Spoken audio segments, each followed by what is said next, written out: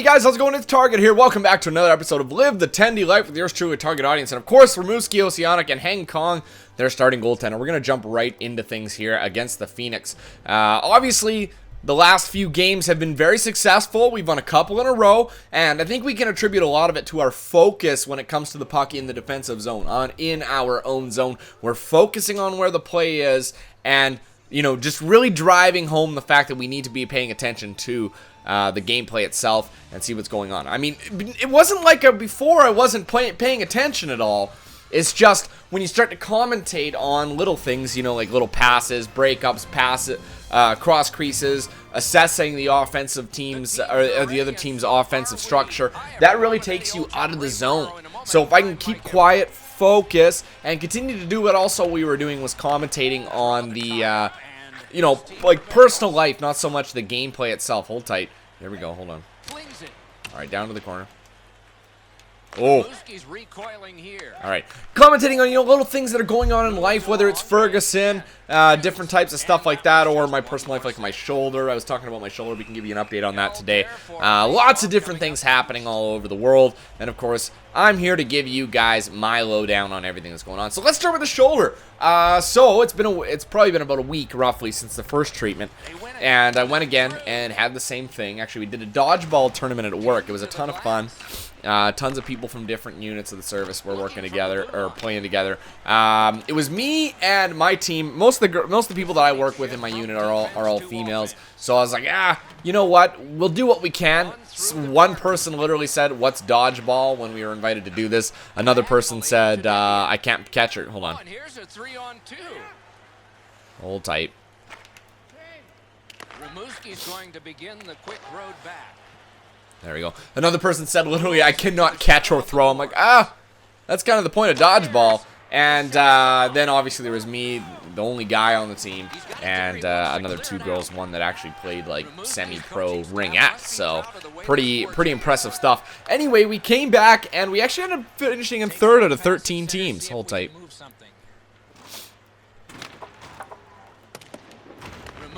There you go, Martin. Get it out, buddy. So yeah, third out of 13 teams is not too bad. And I guess afterwards, a lot of people came to us and said, "You know what? You guys were the strongest team in the entire tournament. Good job." The fact that we got eliminated against some teams that probably shouldn't have even been in the finals, but actually the team that eliminated us ended up winning the entire thing. And let's just say they weren't exactly athletically gifted. The fact that they won it boggles my mind. They got really lucky on a couple plays. And it ended up with us playing, obviously, in the relegation round, which we ended up winning and getting third place. Hold tight.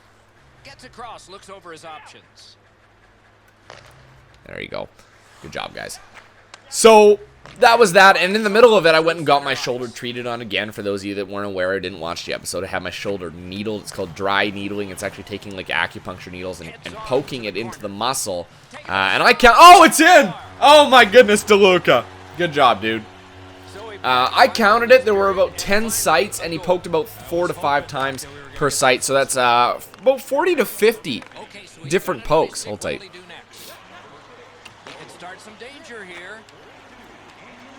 There you go. Oh, power play coming. Let's go. Over this way. Pass right up the wing. And we made it. Nice. So yeah, 40 to 50 different pokes in that shoulder muscle. And then after a couple days later, I found the strength had been returned. Slowly but surely, I was able to do a little bit more. I mean, obviously, I work out quite a bit. That's one thing that maybe people don't know about me, is that I do enjoy keeping physically active. My job demands it, A, and B, it's a lot of fun for me. So being out of the game has been really tough for me. I mean, you don't really notice. I always say this whenever I have an injury of some kind, is you really don't notice how much you use that muscle until that muscle's hurt. And it's so true all the time. The number one muscle that I find that with is the back. Anywhere in the back, like you feel your back when it's sore. I mean, and it affects everything you do. From pull-ups to push-ups to bench press to everything in between, you are feeling it in your back. But with the shoulder, it was weird. I thought it was a tear, like I had said. I thought it was a tear, but it wasn't. It ended up just being a muscle that was tight. And somebody commented saying on Twitter saying that actually they had the same procedure done and it worked miracles for them, so hopefully that'll work for me. And the second procedure in now, and I think that we're pretty much good to go. It's a little tender still, but oh, there's a goal by Oligny. Nice shot, buddy. But at the same time, you know, my muscles feeling a lot stronger. Before I could do probably about 10 to 15. It was 0 push-ups to start with. I can maybe do 1. But still, even the 1 was hard. Now I can do, or before then I did the 1 treatment, then it was about 15 to 20 push-ups before it started to act up. And now we're up to about as many as I can do at this point. So that's good. Now, obviously for me, it's not so much about the number of repetitions that's the difficult part. It's actually the muscle, like just the action itself and the weight. My weight itself at like 175 pounds is not enough to trigger it. And so you kind of pretty much have to wait to try something else like a bench press. So I haven't really gotten underneath a pair of dumbbells or a bench or anything like that to see exactly how it feels. But you know what? Really good overall. I would definitely recommend this for anybody that has this type of an injury. Wow, look at these guys go. You know, the big thing is, like, say you're working out and you feel something happen and it feels like maybe it's a tear. The one thing that the guy said was that a tear, an indication of a tear is when your muscle tears, it's going to bleed. So bleeding underneath the skin results in what? Bruising. So if you have bruising after a muscle injury, it means you probably tore the muscle. And since I didn't have that, obviously it was just going to be a muscle cramp type thing. And my physiotherapist has been working with me to make sure that that's back to normal. He said it usually takes anywhere from 1 to 3 treatments depending on the person. So hopefully that'll be it right there. Is that it? Just 1 and 2. And it's feeling really good. So I think that what I'm going to do is this week I'm going to get started back into it again. Push hard, push through these things. And then if it acts up again, then we'll deal with another treatment. And then at least that way I'm starting to work the muscle a little bit more, which is crucial actually to rehab, is working the muscle and strengthening it. Whoa. But the one thing about the muscle is it's not so much strengthening my muscle, and the physiotherapist kept saying this to me, and I thought it was a little bit weird. He says, you gotta keep working through the pain. Not through the pain, sorry. Work to the pain. We didn't even face a shot. Work to the pain, not through the pain. And I thought, like, why? Like, what's gonna happen if I work through the pain? Am I gonna injure the muscle? He said, well, no. But, you know, you're working on strengthening the muscle. Well, no, I'm actually working on loosening up the muscle, so technically I should be working through the pain, no? And he didn't seem to understand what I was talking about. There's a save. Get ready. He could start some danger here. Oh, what a save by Kong. Oh, my goodness. Good lord. Okay, come on, guys. Get it out now. Oh, that. There you go, Chip. So, I mean, I don't know. I'm just going to go at it. We're going to see what we do here. I mean, I can do now pull-ups and stuff and pull-downs and rows, because that was one of the things that was affecting me, was when doing those movements when I came to the back. When my shoulder blades were pinched together, that was when the shoulder would get a little tweaky too. Hold tight. I don't know if I made that save there, but it's not in the net. That's the point. So now that doesn't tweak, I can do more workouts, which is nice. And also one of the ones that was bothering me was that I couldn't rest even a barbell across my shoulders. So for doing a squat, or if anybody knows what a hack squat machine is, it's just a padded squat machine. Basically, it's about a 45-degree angle, and you squat like that. Hold tight.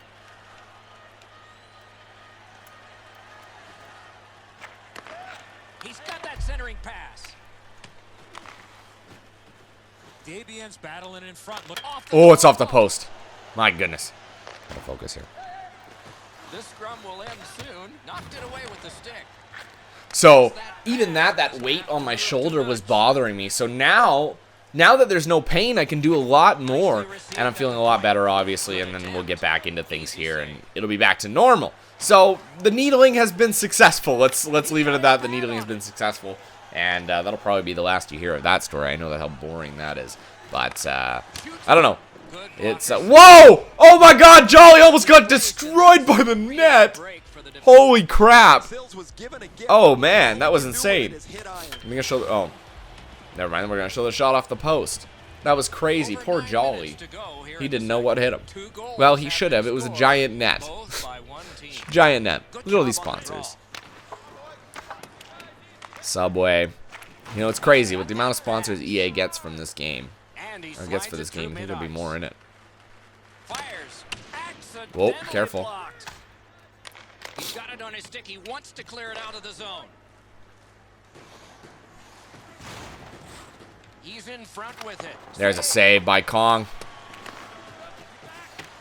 Terrific hand-eye. Back near the blue line to Roy. Good intercept. Good job, boys. Oh, and DeLuca's got it. Nicely done. Anyway, so yeah, that was that. What else did I do this last couple weeks? Went to the dentist. I don't know if I said that before. I went to the dentist. No cavities. Fuck yeah. Damn right, it's no cavities. I can't believe it. I thought I was definitely going to have one. I don't know. Wide of the net. Oh, close call there. Deflected off the blocker. I mean, my dentist said to me, it was the first time I'd been to him. I've gone to him twice now, so this is just the second time. And the first time he said that there were, oh, look at that shot, beautiful. Courtemanche. There were a couple spots that he noticed on my teeth that were like, you know, not necessarily problematic, but maybe question marks. Because he'd never seen me before, he didn't know exactly if they were cavities or not. It could be just the way my teeth are. And so I went back the second time and still no cavities. So that was a good sign. That was a good sign. And really, you know what the funny thing is, and I shouldn't tell you guys this, because I'm sure there are a lot of you that are young still. I don't floss. I don't floss that often. And I still had no cavities. It's crazy. Hold tight. I just got to read this. Oh, there you go. We're just going to hold on to that. No cavities. So I don't know. I don't know what's going on. And then my wife, she sticks on the flossing, I think, a lot more than I did. And she actually had... Hold tight. There's a penalty. She actually a while ago had a some major dental work done. You know, she had a lapse in coverage and stuff, so she wasn't able to get as much dental work as she would have liked done. So she had a couple things touched up, and then one of the teeth that she had was a crown, I think. And so basically, like, what a crown is, it's just a fake tooth on top of your real tooth, basically. And they file it down to a really small post, and then they put a crown on top. And so one of her crowns broke. And so she actually had a broken tooth, so she had to go do it. And I don't understand how she has such bad luck. She takes such better care of her teeth than I do. And my parents would kill me if they found out I'm such a bad job at taking care of my teeth, considering the money they spent on the braces alone. I mean, like $4 grand on braces alone. Just crazy. So I mean, but whatever. We got coverage. She'll get it taken care of. Not a big deal. Wow, there's a good shot by Oligny. You know what? Speaking of personal things like that, like dentists and stuff. Oh, look at that goal straight in by Morin. 4-0. One of the procedures I actually had done back in 2010, so it's been about 4 years now since I've had it done, over 4 years. I had the laser eye surgery done, actually. And you know what? Many people, for those of you out there that have been considering it or thinking about having it done, probably the best money I've ever spent. It cost me over $4,000 just for the surgery alone, and honestly the best I've ever had done. I've got a better than perfect vision now, where most people see at 15 meters, I can see at 20 meters. So I'm 2015, not 2020. 2020 is the perfect. I'm 2015, which is even better. So not bad at all. Hold tight. There we go. So yeah, I mean, it was an interesting feeling for those of you that are afraid to do it. It's weird. I actually opted to have what's called custom scan, and basically there's two procedures with when they do the eye surgery. One, they have to cut a flap into your eye so that they can actually do the procedure. The part two is the actual procedure itself, the corneal whatever I don't know, corneal correction. And the first part, like, there's three different options you could do. One's called the hold tight. There's a good save. Using the point. That pass along the boards. Lets it go. Nice work with the pass. Drives to the crease. Kicked away. There we go. Heads on to the corner. Focusing. Shot. Oh. Pad stop. Another great save. Unbelievable. So yeah, the first part, they actually have to cut the flap, and so there's a few different options. One, you can have what's called the can opener. Oh, there's one that's not cutting the flap, I think, but it's only for minor ones. The second one is what they call the can opener. It's actually this thing they suction onto your eye, and then it does a slow rotation and actually cuts a flap in your eye. It's fucking crazy. You can check it out online if you want. The other one's laser. Actually, what it does is laser cuts the flap, and that's what I had done because it's the most precise. It heals the best and less chance for error. And that was the big thing for me, was if I'm going to do a procedure like this, I want to feel as comfortable as possible with having the procedure done. And doing the laser way, I mean, it was perfect. It went flawlessly, no complications whatsoever. Then the second part of the procedure is actually using the laser. It actually you can smell like burning flesh when it's having done. Apparently, oh, good shot by Quartermash. Apparently what that smell is actually is just the breaking down of the cells in your eye. That's all it is. It's not burning flesh. It's just the cells. That's what they tell you. I think that it's actually burning flesh. They just tell you it so you're not so afraid. I don't know. Oh, we'll pin that post. So, yeah, I mean, it was crazy, but you know what? Best money I've ever spent. I went home and I slept afterwards, so I think I probably got another 6 hours, 8 hours of sleep after, because your eyes hurt. It feels like you got sand in your eyes, but you can't do anything to fix it. And so you just keep your eyes closed and you go to sleep and you feel pretty good. And then when you wake up, it's like, there's a good save. Oh, God. What another great save again. There you go.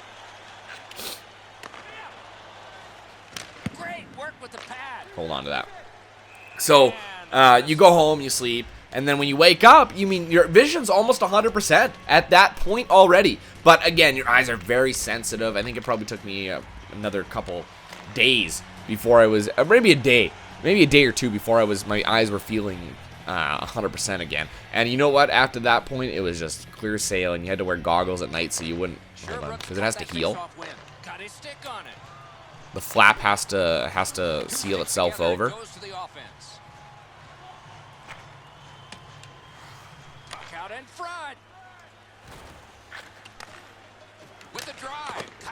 We'll hold on to that.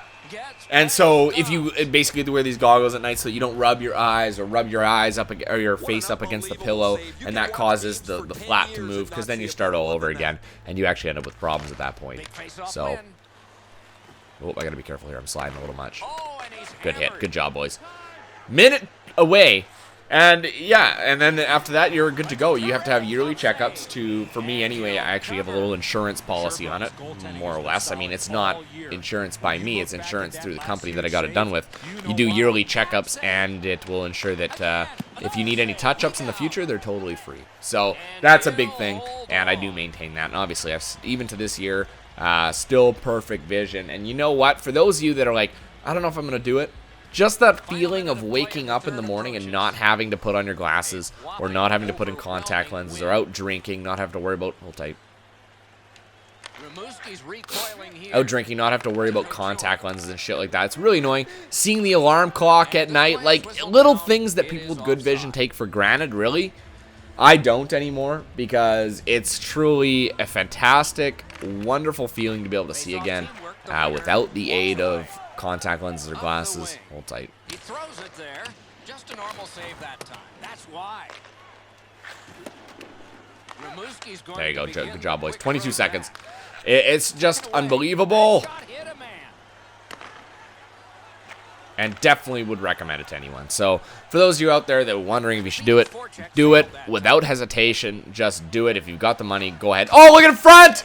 Oh, DeLuca. 5, 4, 3, and that'll do it pretty much. Yes, a shutout. Finally, it's been a long time since we've seen one of these, and I couldn't have asked for it any better. I think we probably only faced about 12 shots.